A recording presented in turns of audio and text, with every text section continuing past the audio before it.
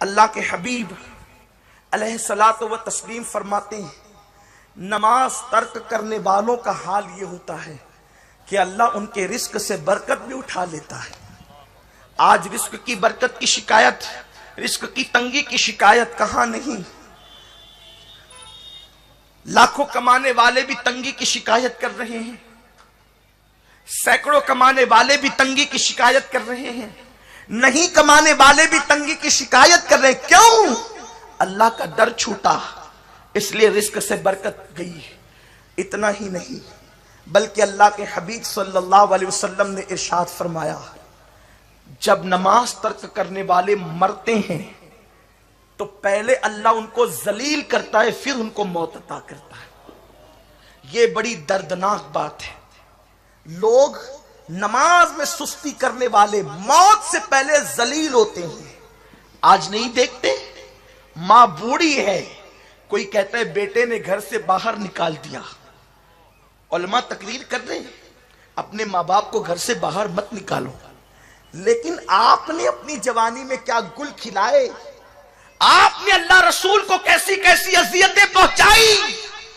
اللہ کے حبیب نے فرمایا نماز میں میری آنکھوں کی ٹھنڈک ہے۔ اے بوڑھی ماں، آج تجھے گھر سے نکالا گیا تو تو چار چار آنسوؤں سے رو رہی ہے، تیرا بیٹا تیرا باغی ہو گیا تو تو رو رہی ہے، کیوں ہوا بیٹا باغی؟ اللہ کے حبیب صلی اللہ علیہ وسلم فرماتے ہیں جو شخص نماز عصر کو ترک کر دے اللہ اس کی اولاد کو اس کا نافرمان بنا دیتا ہے، اس کی اولاد کو اس کا باغی بنا دیتا ہے۔ آپ کہاں ہیں؟ نماز سے صرف جنت نہیں ملے گی، جو نماز جنت تک لے جا سکتی ہے وہ نماز دنیا کی آرائش نہیں دلا سکتی۔ لیکن ہم نے نماز کو وہ قدر نہیں کی جو نماز کی قدر کرنی چاہیے تھی، جو نماز کو اہمیت دینا چاہیے تھا، ہم نے نماز کو وہ اہمیت نہیں دی۔ اولاد باغی کیوں ہوئی، اولاد نافرمان کیوں ہوئی؟ نماز کے ترک کی بنیاد پر۔ اور یہ کوئی کہانی قصہ نہیں ہے، میرے سرکار کی حدیث صحیح ہے۔ تو نماز چھوڑنے والے ذلیل ہوتے ہیں مرنے سے پہلے۔ اولاد گھر سے باہر نکالے، محلے والوں میں کوئی نہ پوچھے، انسان کھانے کو محتاج ہو جائے، روٹی کے ٹکڑے کو محتاج ہو جائے۔ اے میرے قوم کی شہزادیوں، اے سیدہ فاطمہ الزہرا کی کنیزوں، آؤ، اگر تمہیں اپنے بڑھاپے کو سکون اور اطمینان بخش دیکھنا ہے، اگر تمہیں اپنی زندگی کو خوشگوار گزارنا ہے، اگر تمہیں ذلت و رسوائی کی موت سے بچنا ہے تو آج کی سنی اجتماع میں سچی توبہ کرو، اٹھنے سے پہلے عہد کرو، زندگی میں اب سارے کام چھوٹ جائے پرواہ نہیں، لیکن انشاءاللہ کبھی نماز ترک نہیں کریں گے، کبھی نماز نہیں چھوٹے گی۔ نماز کا وقت آئے گا تو مصلی بچھا کر کے پہلے نماز ادا کریں گے، ولیمے کی دعوت بعد میں، پہلے نماز، باپ کی میت بعد میں، پہلے نماز، بھائی کی بارات بعد میں، پہلے نماز، بہن کی ڈولی بعد میں، پہلے نماز، بچے کے اسکول بھی بعد میں، پہلے نماز۔ اس لیے کہ ساری چیزوں کے فائدے ہمیں دنیا میں ملے نہ ملے، لیکن نماز وہ ہے، نماز پڑھنے والا وہ ہوتا ہے، نمازی کو اللہ اس کے مقام سے اٹھا کر کے مقام محبوبیت عطا کرتا ہے۔ حضور غوث الاعظم دستگیر ماں کے پیٹ سے ولی بن کر پیدا ہوئے، لیکن 40 سال تک معمول یہ تھا کہ آپ ہر رات 1000 رکعت نماز ادا کرتے تھے۔ 1000 رکعت نماز کا معمول تھا۔ سرکار غریب نواز 70 سال تک نہ دن کو سوئے نہ رات کو سوئے، رات تو دن عبادت کرتے تھے۔ لیکن آج سب کے لیے وقت ہے، عبادت کے لیے وقت نہیں، ٹائم نہیں اللہ کی عبادت کے لیے۔ عبادت کو وقت نہیں تو پھر تم بندے کیسے ہو؟ عابد ہی تو عبد ہوتا ہے، جو عابد نہیں وہ عبد کہاں سے؟ اس لیے کہ مزدوری کرنے والا ہی نوکر ہوتا ہے، وہی تنخواہ پاتا ہے۔ جو کہے میں فلاں کا مزدور ہوں، فلاں کا مزدور ہوں، اس کی نوکری نہ کرے تو پھر وہ تنخواہ کیسے پائے گا؟ اس کو تنخواہ کیسے ملے گی؟ نادانو سنو، اللہ کا بندہ اپنے آپ کو کہتے ہو، بندگی کتنی کرتے ہو؟ اس لیے کہ بندگی کے بغیر بندہ ہونے کی سند کیا ہے؟ बंदगी के बगैर उसके अब्द होने की सनद क्या है। और सुनो, सब अपने आप को उसका बंदा कहते हैं, लेकिन वो कहता है कि कुछ ऐसे हैं जो पेट के बंदे हैं, कुछ ऐसे हैं जो नफ्स के बंदे हैं, कुछ ऐसे हैं जो ख्वाहिश के बंदे हैं। हाँ, अब यहां फैसला करना होगा, हम बंदे किसके हैं? अल्लाह के बंदे अपने आप को कहते हो? अभी तक खुदा के बंदे ही ना बने, जेवरात के बंदे बने। शौक जेवर का है, शौक अच्छे मकान का है, शौक अच्छी दुकान का है, हलाल और हराम में कोई तमीज नहीं। शौक नींद का है, नींद कहती मेरी तरफ आ, अल्लाह कहता है मेरी तरफ आ। हम किसकी सुनते हैं? अगर नींद की सुन के सो गए आप तो बंदे नींद के हुए, अल्लाह के बंदे कब हुए? अल्लाह के बंदे तो वो हैं जिनके बारे में कुरान कहता है जब रात को लोग सो जाते हैं तो वो सोते नहीं, बिस्तरों से उठकर अल्लाह की इबादत करते हैं। आप कोई एक बंदा मुझे ऐसा बताए अल्लाह के औलिया में जो लोग अल्लाह की इबादत को छोड़ करके सोते हों, अल्लाह की इबादत को तर्क करके सोते हों। लेकिन आज हम खाने के पीछे भाग रहे हैं, गिज़ा के पीछे भाग रहे हैं, ज़ेवरात के पीछे भाग रहे हैं, दौलत के पीछे भाग रहे हैं, हर चीज के पीछे भाग रहे हैं, अल्लाह की इबादत की तरफ आने को तैयार नहीं। और फिर दावा है हम अल्लाह के बंदे हैं। हालांकि सोचो, हुजूर अलैहिस्सलातु व तस्लीम खुद इमामुल अंबिया हो, लेकिन कसरत से नमाज पढ़ते हैं। इमाम ज़ैनुल आबिदीन, आपके घर में एक बाग था, उसमें 300 दरख्त थे, रात भर हर दरख्त के नीचे 2-2 रकत नमाज पढ़ते थे। इस तरह 600 रकत नमाज पढ़ते थे। इमाम जाफर सादिक, इमाम मूसा काजिम, जितने बड़े बड़े बुजुर्गों को, खुद सैयदा फातिमातुज़ ज़हरा पूरी रात इबादत में, खुद सैयदा आयशा अक्सर रातें इबादत में। आज क्या हो गया? हर एक चीज के लिए वक्त है, इबादत के लिए नहीं। फिर अल्लाह के हबीब फरमाते हैं नमाज में सुस्ती करने वालों को जब मौत आती है तो अल्लाह उन पर भूख मुसल्लत करता है, वो भूखे मरते हैं, भूख से तड़प तड़प कर मरते हैं। कितनी दर्दनाक मौत है बेनमाजियों के लिए। अल्लाह जिसको भूखा कर दे उसकी भूख को कौन मिटा सकता है? और बेनमाजी भूख से तड़प तड़प करके मरते हैं। लेकिन कहें किसको? अल्लाह उनकी आवाज खत्म कर देता है, अल्लाह उनके हाथों से ताकत छीन लेता है, इशारा भी नहीं कर सकते, जबान से बोल भी नहीं सकते। आकाए करीम सल्लल्लाहु अलैहि वसल्लम फरमाते हैं फिर अल्लाह उन पे प्यास भी मुसल्लत करता है, और बेनमाजियों पर इतनी प्यास मुसल्लत करता है कि अगर 7 समुंदरों का पानी भी उनके मुंह में निचोड़ दिया जाए तो भी कोई उनकी प्यास को बुझा नहीं सकता। ऐसी भूख और प्यास की बेबसी की मौत वो मरते हैं। उसके बाद अल्लाह के हबीब मुस्तफ़ा करीम रऊफुर रहीम सल्लल्लाहु अलैहि वसल्लम इरशाद फरमाते हैं जब बेनमाजियों को उनकी कब्र में रखा जाता है तो अल्लाह के प्यारे हबीब फरमाते हैं उनकी कब्र में इतना अंधेरा और तारीकी होती है कि एक हाथ को दूसरा हाथ सुझाई नहीं देता। यहाँ पर मैं अपनी माओ और बहनों की तवज्जो चाहता हूँ। रंग रैलियों में डूब कर नमाजें छोड़ने वालियों, काश मेरी बहनें नमाज की अहमियत को समझती, नमाज न पढ़ने की वईद को समझती। अल्लाह अकबर। आज मेरी माओ और बहनों को वक्त है सीरियल देखने के लिए, फिल्में देखने के लिए। शादियों में डीजे बज रहे हैं तो खवातीन जो है कभी डीजों के पीछे जा रही हैं, कभी म्यूजिक के पीछे जा रही है, कभी ढोल ताशों के पीछे जा रही है। ऐ खातून जन्नत की कनीज, तू तो इबादत के लिए पैदा की गई थी, तुझे तो अल्लाह की इबादत को वक्त न मिला, लेकिन तुझे नाच गानों को वक्त मिल गया, तुझे बारात के ढोल ताशों के पीछे वक्त मिल गया, तुझे फहश कामों के लिए वक्त मिल गया, तुझे उरियानियत के लिए वक्त मिल गया। ऐ खातून जन्नत की कनीज, एक दिन तुझ पर ऐसा वक्त आएगा जिस दिन तेरे जिस्म से तेरी रूह का रिश्ता टूट जाएगा। हाय वो वक्त कैसा होगा, वो वक्त कितना दर्दनाक होगा। बेनमाजीपन की वजह से तुझ पर भूख मुसल्लत होगी, तुझ पर प्यास मुसल्लत होगी, तुझ पर जिल्लत مسلط ہوگی، بے کسی اور بے بسی کی موت تجھے آ رہی ہوگی۔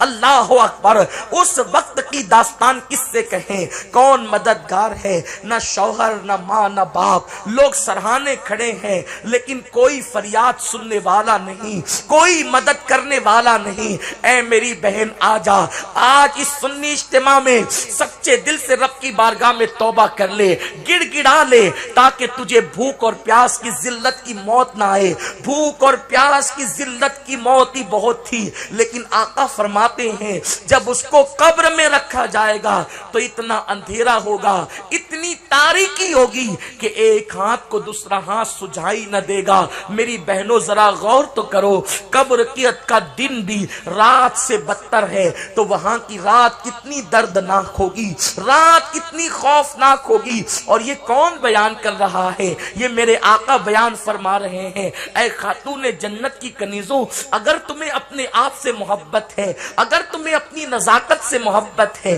اگر تمہیں اپنے نازک جسم سے محبت ہے، تھوڑی دیر کے لیے غور تو کرو۔ میرے سرکار جب بے نمازی کو ان کی قبر میں رکھا جائے گا، ایک طرف اندھیرا ہوگا، پھر فرماتے ہیں چاروں طرف سے اس کی قبر اس کو دبائے گی۔ اللہ اکبر، آقا کریم فرماتے ہیں جب قبر دبائے گی تو سرکار علیہ السلام نے اشارہ فرمایا، اس کی دونوں پسلیاں آپس میں مل جائے گی۔ اللہ کے حبیب ایک مرتبہ 6 مہینے کے بچے کے جنازے میں گئے، ایک ننھا سا بچہ جس کی عمر 6 مہینے کی تھی، میرے سرکار اس کے جنازے میں گئے، اور جنازے میں جانے کے بعد حضور کی آنکھوں میں آنسو آ گئے۔ صحابہ عرض کرتے ہیں یا رسول اللہ آپ کیوں رو رہے ہیں؟ میرے سرکار فرماتے ہیں اس 6 مہینے کے بچے کو بھی قبر نے دبایا۔ اللہ اکبر، آقا کریم فرماتے ہیں اگر قبر کسی کو دبانے سے رکی رہتی تو اس بچے کو نہ دباتی، لیکن قبر نے اس بچے کو بھی دبایا۔ اے خاتون جنت کی کنیزوں، آپ جانتی ہیں جب سیدہ زینب بنت محمد میرے سرکار کی شہزادی سیدہ زینب کا وصال ہوا، حضور ان کی قبر میں کھڑے ہو گئے اور چہرہ متغیر ہو گیا۔ صحابہ کرام نے سرکار کے چہرے پہ تبدیلی کے آثار دیکھے، آنکھوں میں آنسو دیکھے، تو سرکار جب قبر سے باہر ہوئے حضور کے ہونٹوں پہ تبسم تھا۔ آقا سے پوچھا سرکار آپ زینب کی قبر میں اتر گئے اور آپ کا چہرے پہ تغیر کے آثار تھے، سرکار آپ کی آنکھ میں آنسو تھے۔ آقا فرماتے میرے صحابہ قبر نے میری بیٹی زینب کو دبانا شروع کیا تو میں اس کی قبر میں داخل ہو گیا، اور پھر قبر نے دبانا بند کیا تو پھر میں قبر سے باہر آیا اور میرے ہونٹوں پہ مسکراہٹ آئی۔ سرکار فرماتے ہیں اگر قبر کسی کو دبانے سے احتیاط کرتی تو وہ میری بیٹی زینب کو دبانے سے احتیاط کرتی۔ میں پوچھنا چاہتا ہوں لیکن حضور علیہ السلام نے یہ فرمایا قبر نیکوں کو بھی دباتی ہے اور قبر گنہگاروں کو بھی دباتی ہے، لیکن نیکوں کو ایسے دباتی ہے جیسے بلی اپنے بچے کو منہ میں اٹھاتی ہے، نیکوں کو قبر ایسے دباتی ہے، اور گناہگاروں کو کیسے؟ جیسے بلی چوہے کو اپنے منہ میں دباتی ہے۔ بلی اپنے بچے کو منہ میں اٹھاتی ہے تو انہی دانتوں سے اٹھاتی ہے، لیکن بچے کے جسم پر خراش تک نہیں آتی، کیونکہ بلی ممتا کے ساتھ اٹھاتی ہے نا بچے کو، اور چوہے کو ایسا پکڑتی ہے کہ اس کی گردن سے خون ٹپکنے لگتا ہے، یعنی دشمنی سے اٹھاتی ہے۔ میرے سرکار فرماتے ہیں کوئی سیدہ زینب کے بارے میں یہ نہ سوچے، سیدہ زینب بنت فاطمہ کے بارے میں کہ قبر نے ان کو عذاب کے طور پہ دبایا، نہیں، بلکہ آقا نے فرمایا قبر جب نیکوں کو دباتی ہے تو ایسے جیسے ماں اپنے بچھڑے ہوئے بچے کو آگوش میں دباتی ہے، اس شان سے۔ لیکن اللہ کے حبیب کے چہرے پہ تغیر کے آثار اس لیے تھے کہ قبر کے دبانے کے 2 طریقے ہیں تاکہ میں اپنی بیٹی کے پاس پہنچ جاؤں۔ کہیں قبر دوسرے انداز سے تو میری بیٹی کو نہیں دبا رہی ہے۔ میرے پیارے آقا علیہ السلام کے پیارے دیوانوں، غیب دا نبی نے یہ پیغام صرف اس لیے دیا تاکہ امت کے لیے عبرت ہو جائے، ورنہ خدا کی عزت کی قسم اہل بیت سے جس کو نسبت ہو جاتی ہے ان کے کفن بھی میلے نہیں ہوتے۔ بات عذاب قبر کی نہیں کر رہا ہوں، لیکن یہ امت کی عبرت کے لیے ہے، امت کی تعلیم کے لیے ہے۔ آپ جانتے ہیں حضرت سعد ابن معاذ کا جب انتقال ہوا تو سرکار اس وقت بھی روئے، سرکار فرماتے اگر قبر کسی کو دبانے سے احتیاط کرتی تو سعد ابن معاذ کو نہ دباتی. یہ اتنا نیک آدمی تھا کہ اس کے جنازے میں 70,000 فرشتے آئے، لیکن قبر نے اس کو اس لیے دبایا کہ جب یہ استنجا کرتے تھے تو پانی اتنا استعمال نہ کرتے تھے جتنا استعمال شرعی طور پہ کرنا چاہیے، یعنی طہارت لیتے ہوئے کچھ کمی کر دیتے تھے، قبر نے دبایا. حالانکہ حضور کے صحابی ہیں، 70,000 فرشتے ان کی میت میں آئے، لیکن آقا کا یہ بیان کرنا اس لیے نہ تھا کہ صحابہ کو قبریں دبا رہی ہے، بلکہ امت کی تعلیم کے لیے تھا. اے خاتون جنت کی کنیزوں، عبرت حاصل کرو. میرے بھائیوں کو بھی کہتا ہوں عبرت حاصل کرو. اللہ اکبر. وہ قبر کا دبانا اور کسی کا موجود نہ ہونا، آقا فرماتے ہیں بے نمازیوں کو جب قبر دبائے گی تو ان کی پسلیاں ایک دوسرے میں آپس میں مل جائے گی. اس طریقے سے ہائے 20 منٹ کا وقت نہ نکال کر کتنا بڑا نقصان کیا. 15 منٹ کا وقت نماز کے لیے نہ نکال کر کتنا بڑا نقصان کیا. نماز فجر میں نرم نرم گدوں پہ نماز چھوڑنے والوں، آخر 20 منٹ سو کر کے تمہیں کیا مل جائے گا؟ 15 منٹ زیادہ سو کر کے تمہیں کیا مل جائے گا؟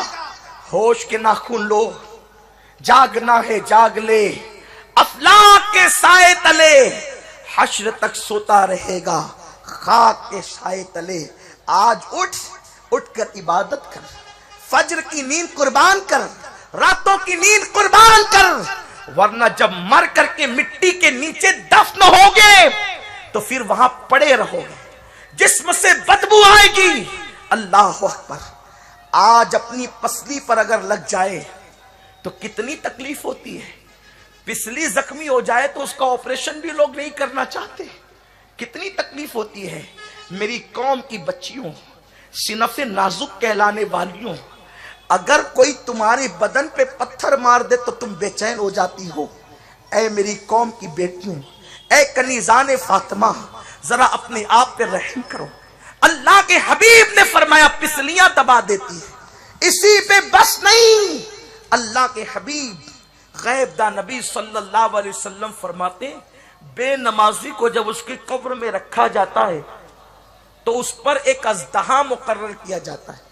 اس کا نام شجاع اقرا، بہادر سانپ، گنجا بہادر اس کا نام ہے، شجاع اقرا. یہ وہ سانپ ہیں کہ اگر کسی کو ایک ڈنک مارے تو اس کے جسم میں 70 سال تک وہ زہر گشت کرتا رہے گا، گھومتا رہے گا 70 سال تک. اور اس کا ڈنک اتنا خطرناک ہے، اگر اس کا ڈنک دنیا کے اندر جو ہے وہ اس کا زہر پھینک دیا جائے تو ساری دنیا کے انسان اس کے زہر سے مر جائے. ایک مرتبہ کا اس کا زہر ساری دنیا کے انسان نہ اٹھا سکے. وہ شجاع اقرا بے نمازی پر مسلط کیا جائے گا. اور کب تک؟ فجر چھوڑی تو ظہر تک، ظہر چھوڑی تو عصر تک، عصر چھوڑی تو مغرب تک، مغرب چھوڑی تو عشاء تک، عشاء چھوڑی تو فجر تک. اللہ اکبر. سانپ کسی کو ڈسے، دنیا کا سانپ، تو انسان اس کے درد سے کبھی کبھی مر جاتا ہے. لوگ سانپ کا نام سن کر ڈرتے ہیں. ارے سانپ تو اپنی جگہ. مچھر کاٹتے ہیں تو لوگ مچھر کو کے کاٹنے کو برداشت نہیں کرتے. مچھر کاٹ رہے ہیں، یہ لاؤ وہ لاؤ، یہ اگربتی جلاؤ، وہ پنکھا لگاؤ، مچھر نہیں آنا چاہیے. ارے نادان، تیرے اپنے کمرے میں مچھر تجھے مارے اور تجھے ڈنک لگائے تو تجھے کتنی تکلیف ہوتی ہے، تمہیں جلن ہوتی ہے، کھجاتے رہتے ہو. وہاں مچھروں کا ذکر نہیں. ہمارے اور آپ کے آقا غیب دا نبی صلی اللہ علیہ وسلم نے شجاع اقرا کا ذکر فرمایا. اللہ اکبر. وہ گنجا بہادر کتنا بڑا ہے، وہ کتنا لمبا ہے. وہ 70 سال کی لمبائی میں، یعنی 70 سال تک کی لمبائی میں گھوڑا جتنی دور تک دوڑے گا اتنا لمبا وہ سانپ ہے. اور وہ قبر میں مسلط کیا جائے گا. جتنی نمازیں چھوڑی ہے۔ اللہ اکبر، کاش ہم نماز کے لیے وقت نکالتے۔